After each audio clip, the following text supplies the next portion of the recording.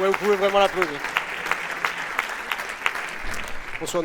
Donc n'oubliez pas d'aller le trouver tout à l'heure. Je pense qu'il a dit tout ce qu'il avait à dire. C'était pas évident pour lui déjà de faire l'exercice et de se mettre à nu comme il l'a fait. Je vais demander maintenant de bien vouloir accueillir une personne qui a déjà un parcours assez riche. Il a été ingénieur du son, il a travaillé dans l'opérationnel au niveau des ressources humaines, dans le requet, dans l'hôtellerie. Il a travaillé notamment avec Alain Ducasse, je ne sais pas si vous connaissez. Après avoir Antoine Anglade, c'est la personne dont il s'agit, exerce aujourd'hui 4 domaines d'activité au sein du cabinet Infotep. Il est consultant, formateur, conférencier, écrivain.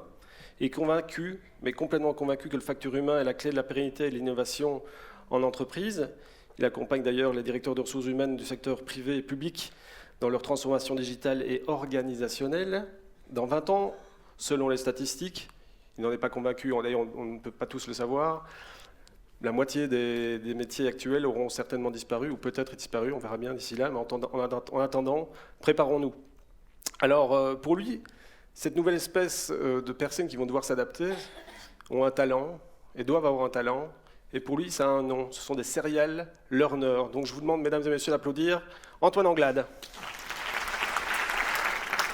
Merci, bonjour. Alors il faut cocher, alors on est présent, moi je suis présent, hop, allez, hop, voilà, c'est bon. Comme à l'école. Hein. J'ai effectivement vous parler des serial learners ce soir. L'année dernière, on a publié une étude au sein du cabinet Infotep, parce qu'on s'est dit que le monde bougeait si vite qu'il fallait vraiment développer nos capacités à apprendre. Et cette étude, elle s'appelle Serial Learner, tous serial learners dans une entreprise ouverte et apprenante. Et ça part d'un constat simple, c'est qu'aujourd'hui, le monde est en ébullition. Vous entendez plein de choses, ça bouge de partout. Et vous l'appelez comme vous voulez, la révolution qu'on est en train de vivre, numérique 2.0, 3.0, la 4e révolution industrielle, la new économie. Je ne sais pas si on arrivera à imprimer des maisons en 3D. Toujours est-il que ce dont je suis sûr, c'est qu'il n'y a pas d'abri anti-numérique. Personne n'y échappe. Alors est-ce que c'est bon ou mauvais, on va en discuter. Mais si on prend comme exemple 4 figures de proue de cette nouvelle économie, on s'aperçoit que en moins de 10 ans, elles révolutionnent tout leur secteur de manière complètement nouvelle. Sachant que, par exemple, Uber ne détient aucun taxi. Facebook n'écrit aucun contenu. Alibaba n'a pas le moindre stock. Airbnb ne possède même pas un mobil-home au fin fond d'un camping. En revanche, elles ont deux caractéristiques essentielles. D'une part, elles maîtrisent le numérique. Et après, elles ont surtout, et ça on en parle moins, une extraordinaire capacité à se réinventer. Ce sont des organisations apprenantes. Et l'apprentissage, qui est au cœur du thème de cette soirée, je pense qu'il devient critique, stratégique, ce que vous voulez, mais en tout cas, c'est quelque chose qui est en train de aussi, lui, vivre sa propre révolution. Aujourd'hui, la connaissance, l'information, mais la connaissance, elle est accessible en un clic. Et ça, à travers des MOOC, des tutoriels, des plateformes sociales, et puis ça a permis en fait ce flot de connaissances de développer une certaine autonomie chez chacun, que j'appelle le learn it yourself, par analogie avec le do it yourself, où on bricole sa télé, sa moto, son film de vacances, sans avoir rien appris institutionnellement. Et cette autonomie dans l'apprentissage, il est en cohérence avec nos nouveaux parcours de carrière, qui sont beaucoup plus polychromes. On est un peu passé du noir et blanc à la couleur.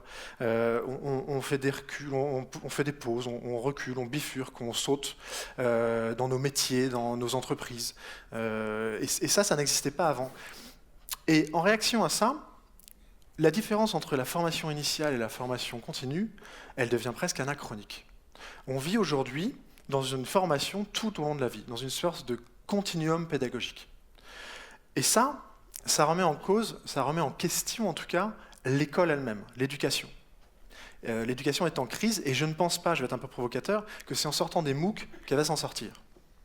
Je pense que l'interrogation est beaucoup plus profonde que ça et elle interroge même la mission même de l'école. Et la mission même de l'école, c'est certainement aujourd'hui de préparer les étudiants à l'autonomie cognitive, à l'auto-formation. Parce que si on regarde un siècle en arrière, on passe de 70 heures hebdomadaires de travail dans les pays de l'OCDE à 40 heures de travail hebdomadaire. Et ça, si on le multiplie par les 3 milliards de personnes qui travaillent sur Terre, ça nous fait 4 000 milliards d'heures de temps libre par an. 2 millions de personnes, un Walmart du temps libre. Donc là, on est vraiment sur quelque chose qui est complètement nouveau. Ça tombe bien parce que se former, nous former, il va falloir vraiment le faire et on a besoin de ce temps-là en fait pour nous former. Parce que de l'autre côté, il y a des machines. Il y a des machines qui sont de plus en plus intelligentes, artificiellement, mais intelligentes quand même. On parle de deep learning, on parle d'auto-apprentissage des machines. Et ça, c'est ce que disait Jean-Loup, ça va, entre guillemets, remettre à plat alors certes, inventer des métiers, mais aussi permettre l'automatisation ou la robotisation d'un maximum de métiers d'aujourd'hui. Donc il va falloir changer de métier. Si on récapitule, on a une révolution digitale, on a des métiers qui sont menacés, on a une connaissance énorme accessible en un clic, et on a beaucoup de temps libre. Et ça nous a titillé, on s'est dit, il faut vraiment apprendre à nager dans ce nouveau monde, dans ce nouveau paradigme. Et nager dans ce nouveau paradigme, il faut devenir un serial learner.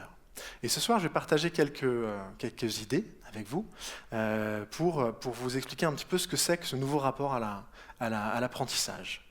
Et ça commence par un apprentissage tout le temps, partout, tout le temps. Alors, je ne vous dis pas non plus qu'il faut rester assis sur les bancs de la fac toute sa vie, ou alors passer jour et nuit devant des MOOC, devant son ordinateur. Non, c'est plus prendre chaque expérience de vie comme une source d'apprentissage. Une rencontre, un projet, une difficulté, une erreur. Si on apprend de tout, on apprend aussi de tous. Le serial learner, c'est un être extrêmement social, c'est un être extrêmement connecté. Et pas qu'à Internet, surtout à des personnes, à des gens. Internet ne crée pas de connaissances. D'accord ? Internet, c'est un média. La connaissance, elle vient de vous, de nous, de moi, de personnes. Et la connaissance, elle ne disparaît pas au fur et à mesure qu'on la donne. D'accord ? C'est un peu à l'image d'une bougie dont la flamme ne disparaît pas quand on allume d'autres bougies. Évidemment, le serial learner, il est passé maître dans l'art d'apprendre. Il a compris l'intérêt d'avoir des neurones miroirs pour tout de suite capter un geste, une pratique de quelqu'un qui le regarde. Il a aussi compris, et il navigue dans ce flot d'informations, il a compris qu'il vaut mieux savoir trouver que savoir tout court. Et donc, il voit les machines comme une extension de son cerveau, une extension de sa personne. En tout cas, il vit en symbiose digitale avec elle. C'est loin d'être les animaux de Matrix qui nous manipulent. Il est vraiment en symbiose et il vit avec elle. Une dernière chose, ce serial learner, c'est un être en devenir perpétuel. Il a toujours 10 projets en tête. Il a toujours quelque chose à faire. Il est toujours en présence au monde, attentif aux signaux faibles, attentif à ses évolutions. Voilà, c'est ça un serial learner. Alors ce soir, je voudrais vous quitter en vous disant, vous avez le choix. Vous avez le choix entre profiter du temps libre pour vous divertir ou profiter du temps libre pour vous développer, pour vous enrichir personnellement. Et ce choix n'appartient qu'à vous. C'est une bonne chose de le savoir. Tout est entre vos mains. Et je vous laisserai avec une citation de John B. Watson, qui était un psychologue pédagogue du 19e siècle, qui nous dit ça: nous n'arrivons dans ce monde qu'avec notre capacité à apprendre. Je vous souhaite une très bonne soirée et je vous remercie pour votre attention.